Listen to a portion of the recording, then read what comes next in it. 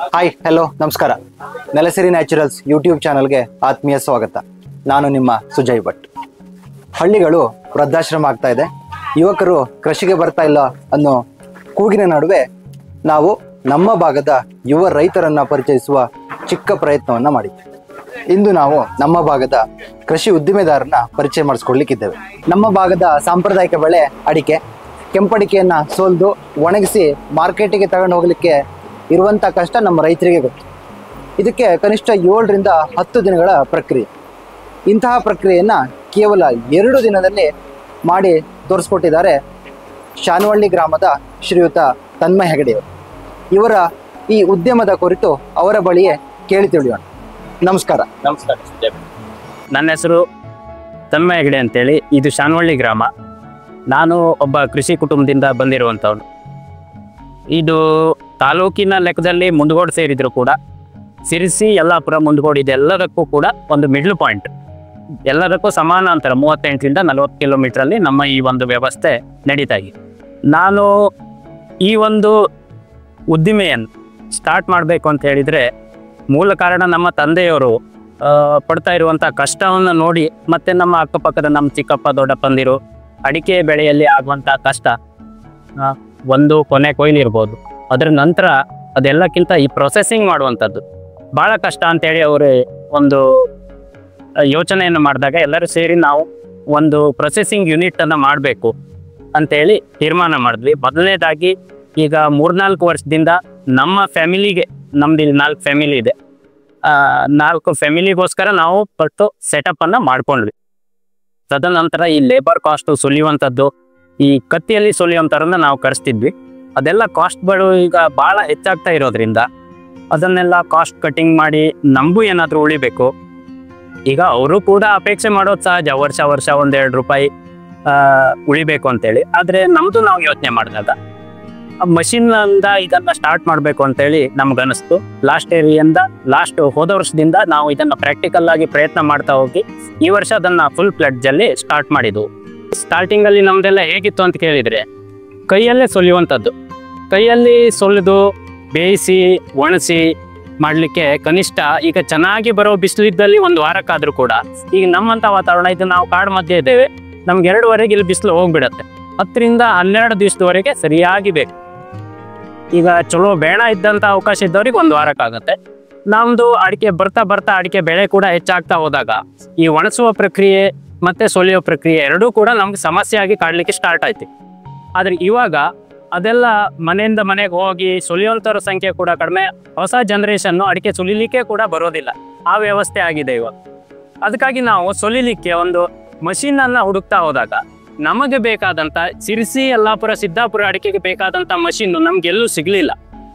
ಕೊನೆಯದಾಗಿ ನಾವು ಐವಾಕ್ ಮಷೀನನ್ನೇ ತೊಗೊಂಡು, ಒಂದು ಸೆಕೆಂಡ್ ಹ್ಯಾಂಡ್ ಮಷೀನ್ ತೊಗೊಂಡು, ನಮಗೆ ಅದರ ಟೆಕ್ನಿಷಿಯನ್ ಆದಂಥ ಗುರು ಅವ್ರ ಹತ್ರ ನಮಗೆ ಬೇಕಾದ ಥರ ಮಾಡಿಫೈ ಮಾಡಿಕೊಡಿ ಅಂತೇಳಿ ಹೇಳಿ ಮಾಡಿಸಿ ನಮ್ಮ ಭಾಗದ ಅಡಿಕೆಗೆ ಚೆನ್ನಾಗಿ ಬರುವಂತೆ ನಾವು ಒಂದು ಸೊಲಿಯುವಂಥ ವ್ಯವಸ್ಥೆಯನ್ನು ಮಾಡಿದ್ವಿ.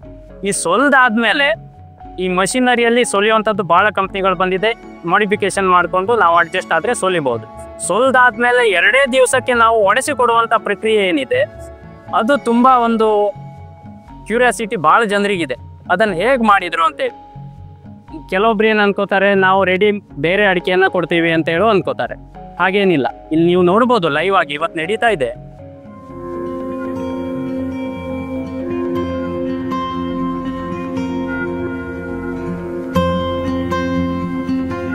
ಇನ್ನು ಭಾಳ ಜನ ಬಂದು ವಿಸಿಟ್ ಮಾಡ್ತಾ ಇದ್ದಾರೆ, ವ್ಯವಸ್ಥೆಯನ್ನು ನೋಡ್ತಾ ಇದ್ದಾರೆ, ತುಂಬ ಖುಷಿ ಪಡ್ತಾ ಇದ್ದಾರೆ.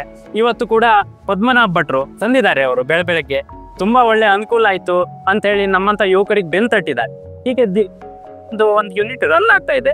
ರೈತರಿಗೂ ಸಹಕಾರ ಮುಖ್ಯವಾಗಿ ಇಲ್ಲಿ ನಮಗೆ ಅಂತೇಳಿ ಮಾಡ್ಕೊಂಡಿರುವಂಥದ್ದು. ನಾವು ತುಂಬ ಹಿರಿಯರು ಈ ಭಾಗದ ಮತ್ತು ನಮ್ಮ ಹಿತೈಷಿಗಳು ಭಾಳ ಜನ ತೋಟಿಗರು ಏನಂದ್ರು, ತಮ್ಮ ಇದನ್ನು ನೀನು 4 ಜನರಿಗೆ ಸಿಗುವಂಥ ಸೇವೆ ಮಾಡು, ನಿನಗೂ 4 ಕಾಸು ಆಗ್ತದೆ, ಜೊತೆಗೆ 10 ಜನಕ್ಕೆ ಉಪಯೋಗ ಆಗ್ತದೆ. ಎಲ್ಲರೂ ಚಾಲಿ ಮಾಡ್ತಾ ಇದ್ದಾರೆ. ರೈತರ ಕೈಯಲ್ಲಿ ಕೆಂಪಡಿಕೆ ಇರ್ತಾ ಇಲ್ಲ. ಕೆಂಪಡಿಕೆ ರೇಟ್ ಬಂತು, ಈಗ ಮೊನ್ನೆ ಸದ್ಯದಲ್ಲಿ ಒಳ್ಳೆ ರೇಟ್ ಬಂತು. ಆದರೆ ಹೋದ ವರ್ಷದ್ದು ಒಬ್ಬರ ಹತ್ರನೂ ಅಡಿಕೆ ಇಲ್ಲ, ಭಾಳ ಕಡಿಮೆ. ಹೋದ ವರ್ಷ ನಾವು ಇದೇ ಯೂನಿಟ್ ಅಲ್ಲಿ ಇಲ್ಲೇ ಕೆಲವೊಬ್ರಿಗೆ ನಮ್ಮೂರಲ್ಲೇ ಆಪ್ತರು ನಮ್ಮ ಸ್ನೇಹಿತರಿಗೆ ಮಾಡಿಕೊಟ್ಟಿದ್ವಿ. ಅದರಲ್ಲಿ ಕೆಲವೊಬ್ರು ಅಡಿಕೆ ಇಟ್ಕೊಂಡವರು 60,000 ಕೂಡ ಮನೆ ಬಾಗ್ಲಲ್ಲೇ ಮಾರಿದ್ದಾರೆ ಈ ಮಷೀನಲ್ಲೇ ಸೊಲ್ದಂಥದ್ದು. ಅದು ಒಂದು ವಿಶೇಷ, ಮಷೀನಲ್ಲಿ ಸೊಲ್ದ್ರೆ ಖರ್ಚು ಬೀಳ್ತದೆ ಅಂತ. ಈ ಅಡಿಕೆ ಏನಿದೆ ಅಂತ ಕೇಳಿದ್ರೆ ಸಿರ್ಸಿ, ಸಿದ್ದಾಪುರ, ಯಲ್ಲಾಪುರ ಭಾಗ ಮಾತ್ರ ನಾವು ಇನ್ನು ಕೈಯಲ್ಲಿ ಸೊಲಿಯೋದಕ್ಕೆ ಪ್ರಿಫರೆನ್ಸ್ ಕೊಡ್ತಾ ಇದ್ದೀವಿ. ಸರ್ ಇಲ್ಲಿ ನೋಡಿ, ಅಲ್ಲಿ ಸೊಲ್ದಾದ ನಂತರ ಅದನ್ನ ಕಲೆಕ್ಟ್ ಮಾಡಿ ನಾವು ಈ ಬಾಯ್ಲರ್ ಇದು ಕರೆಂಟ್ ಬಾಯ್ಲರ್ ಕ್ರೀಟೇಸು, ಇದರಲ್ಲಿ ಒಂದು ಸಲಕ್ಕೆ 10 ಕ್ವಿಂಟಲ್ ಅಡಿಕೆಯನ್ನು ಬೇಯಿಸ್ಬೋದು. 10 ಕ್ವಿಂಟಲ್ ಅಡಿಕೆ ಇದು ಟ್ರೇ ಸಿಸ್ಟಮು. ಇದನ್ನು ಈ ಥರ ಹೊರಗಡೆ ಜಕ್ಕೊಂಡು ನಾವು ಇಲ್ಲಿ ಮೇಲ್ಗಡೆಯಿಂದ ಲೋಡ್ ಮಾಡ್ತೀವಿ. ಇವಾಗ ಖಾಲಿ ಇದೆ, ಸೊಲಿತಾ ಇದ್ದಾರೆ. ಸೊಲ್ದಾದ್ಮೇಲೆ ಸಂಜೆಯಿಂದ ನಾವು ಇದಕ್ಕೆ ಲೋಡ್ ಮಾಡ್ತೀವಿ. ಲೋಡ್ ಮಾಡಿ ಆದಮೇಲೆ ಎಲ್ಲ ಟೈಮಿಂಗ್ ಸೆಟ್ ಮಾಡಿ 6 ತಾಸು ಬೇಕು ಬೇಯಲಿಕ್ಕೆ. 6 ತಾಸು ಬೇಕು. ಈಗ ನಾವು ಟ್ರೆಡಿಷನಲ್ ಅಲ್ಲಿ ಬೇಯಿಸಿದ್ರೆ ನಮಗೊಂದು ಅರ್ಧ ಗಂಟೆ 3/4 ಗಂಟೆ ಅಡಿಕೆ ಅರ್ಧದಿಂದ 3/4 ಗಂಟೆ 1 ಹಂಡೆಯಲ್ಲಿ ಬೇಯಿಸ್ತೀವಿ. ನೀವು 1 ಕ್ವಿಂಟಲ್ ಬೇಯಿಸ್ತೀವಿ. ನಾವು 6 ತಾಸಿಗೆ 10 ಕ್ವಿಂಟಲ್ ಬೇಯಿಸ್ತೇವೆ. 6 ತಾಸು 10 ಕ್ವಿಂಟಲ್ 6 ತಾಸಿಗೆ 10 ಕ್ವಿಂಟಲ್ ಬೇಯುತ್ತೆ. ಮತ್ತೆ ಯೂನಿಫಾರ್ಮ್ ಆಗಿ ಒಂದೇ ತರ ಬೇಯುತ್ತೆ. ಇದು ನೀರಿನ ಅವಶ್ಯಕತೆ ನೀರು ಹಾಕುವಂತ ಅವಶ್ಯಕತೆ ಇಲ್ಲ. ಕಂಪ್ನಿ ಕಡೆಯಿಂದ ಅವ್ರು ಏನು ಹಾಕುವ ಅವಶ್ಯಕತೆ ಇಲ್ಲ ಅಂತ ಹೇಳ್ತಾರೆ. ನಾವು ಒಂದು 5 ಲೀಟರ್ ವರೆಗೆ ಹಾಕ್ತೇವೆ. ಇದು ಯಾವ ತರ ಬಾಯ್ಲ್ ಆಗುತ್ತೆ ಅಂತ ಕೇಳಿದ್ರೆ, ನಾವು ಕುಕ್ಕರಲ್ಲಿ ಅಕ್ಕಿ ಬೇಯಿಸಿ ಅನ್ನ ಮಾಡಿದೆ, ಸ್ಟೀಮಲ್ಲಿ ಬೇಯುತ್ತೆ. ತುಂಬ ಚೆನ್ನಾಗಿ ಬೇಯುತ್ತೆ, ಯೂನಿಫಾರ್ಮ್ ಆಗಿ ಬರುತ್ತೆ. ಅಡಿಕೆಯಲ್ಲಿರುವಂಥ ತೊಗರೆಲ್ಲ ಈ ಬೆವರು ರೂಪದಲ್ಲಿ ನಮಗೆ ಹೇಗೆ ಬೆವರು ಹೊರಗೆ ಬರ್ತಲ್ಲ ಆ ರೂಪದಲ್ಲಿ ತೊಗರೆಲ್ಲ ಹೊರಗೆ ಬಂದಿರುತ್ತೆ. ನೀರು ಹಾಕಿಲ್ಲ ಅಂದರೂ ಕೂಡ 5 ಕ್ವಿಂಟಲಿಗೆ, ಅಂದರೆ ಈ ಕಡೆ 5 ಕ್ವಿಂಟಲ್, ಆ ಕಡೆ ಡೋರಲ್ಲಿ 5 ಕ್ವಿಂಟಲ್ ಇರುತ್ತೆ. 5 ಕ್ವಿಂಟಲಿಗೆ ನಿಮಗೆ ಕನಿಷ್ಠ ಅಂದರೂ ಒಂದು 3 ರಿಂದ 4 ಲೀಟ್ರು ಶುದ್ಧವಾದಂಥ ಒಂದು ತೊಗರು ಸಿಗತ್ತೆ. ಆ ಥರ ಬೆಂದಾದ್ಮೇಲೆ ಇದನ್ನು ಇಮಿಡಿಯೇಟ್ ತೆಗಿತೀವಿ. ಆದರೆ ಕೆಲವರು ಅಭಿಪ್ರಾಯ ಇದೆ, ನಮ್ಮಲ್ಲಿ ನೀರಲ್ಲಿ ಹಾಕಿ ಬೇಯಿಸಿದ್ರೆ ಮಾತ್ರ ಅಡಿಕೆಯ ತೊಗರಿನ ಅಂಶ ಬಿಟ್ಕೊಡೋಕೆ. ಎಂತರದ ಸ್ಟೀಮ್ ಡ್ರೈಯರ್ ಅಲ್ಲಿ ಆ ತೊಗರಿ ಬಿಟ್ಕೊಡಲ್ಲ. ಮಾರ್ಕೆಟ್ ಅಲ್ಲಿ ಅಡಿಕೆನ ಕಟಿಂಗ್ ಮಾಡಿದಾಗ ಹೊರಗಡೆ ಅಷ್ಟು ಬೆಳೆ ಅಂಶ ಬರಲ್ಲ.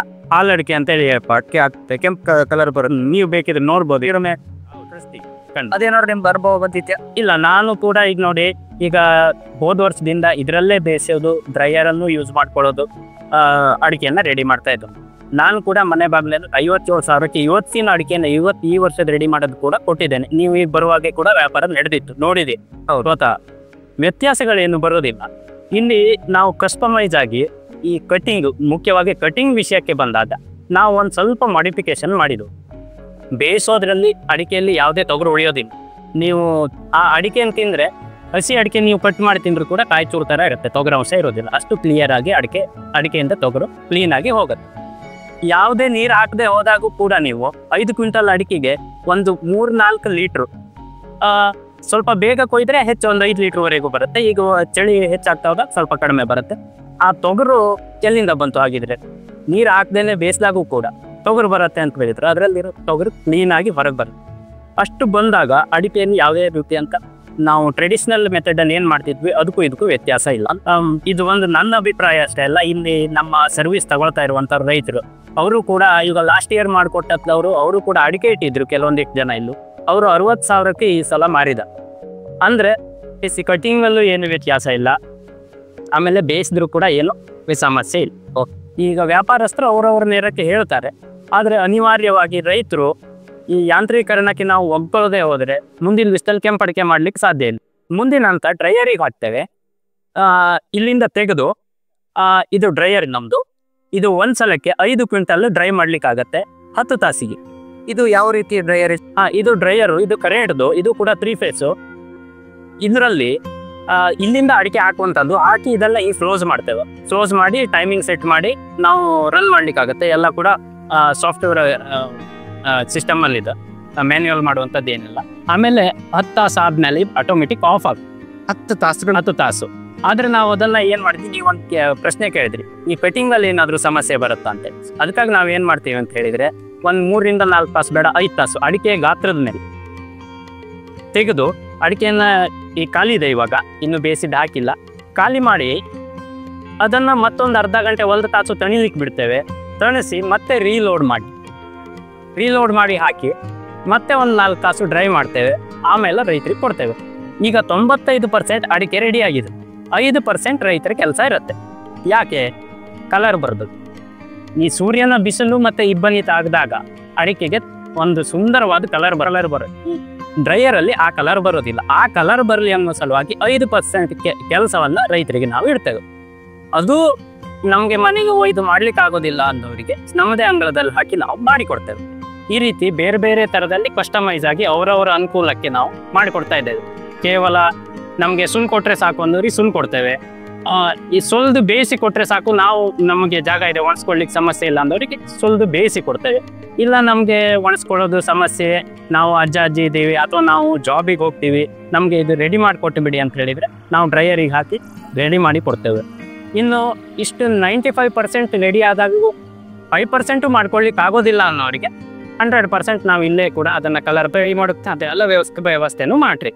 ಈ ರೀತಿ ಕಸ್ಟಮೈಸ್ ಆಗಿ ಅವರವರ ಏನು ಅಗತ್ಯತೆಗೆ ಅನುಗುಣವಾಗಿ ನಾವು ಮಾಡಿಕೊಡ್ತೇವೆ.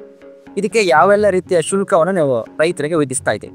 ಓಕೆ, ನಾವು ಅತಿಯಾದ ಯಾವುದೇ ಲಾಭದ ಉದ್ದೇಶದಿಂದ ಮಾಡಿದ್ದಲ್ಲ, ನಾವು ಒಂದು ಮಿನಿಮಮ್ ಲಾಭ ಇಟ್ಕೊಂಡು ರೈತರಿಗೆ ಒಂದು ಅನುಕೂಲ ಆಗಲಿ ಅಂತ ಹೇಳಿ ನಾವು ಈ 3 ವಿಧದ ಅವರವರ ಅನುಕೂಲಕ್ಕೆ ತಕ್ಕಾಗಿ ಮಾಡ್ತಾ ಇದ್ದೀವಿ. ಮೊದಲನೇದಾಗಿ ಬರೀ ಸುಲಿದು ಕೊಡಬೇಕು ಅಂತ ಹೇಳಿದರೆ ಸುಲಿದು ಕೊಡೋದು ಕೇವಲ ಅವರು ಇಲ್ಲಿ ತಂದು ಹಾಕಿದ್ರೆ ಆಯಿತು, ತೆರಡಿಕೆ ಮಾಡಿ ತಂದು ಹಾಕ್ಬೇಕು. ನಮ್ಮಲ್ಲಿ ನಾವು ಸುಲಿದು ಕೊಡ್ತೇವೆ. 1 kg ಹಸಿ ಅಡಿಕೆ ಸುಲಿಬೇಳೆಗೆ 13 ರೂಪಾಯಿಯನ್ನ ಮಾಡ್ತಾ ಇದ್ದು.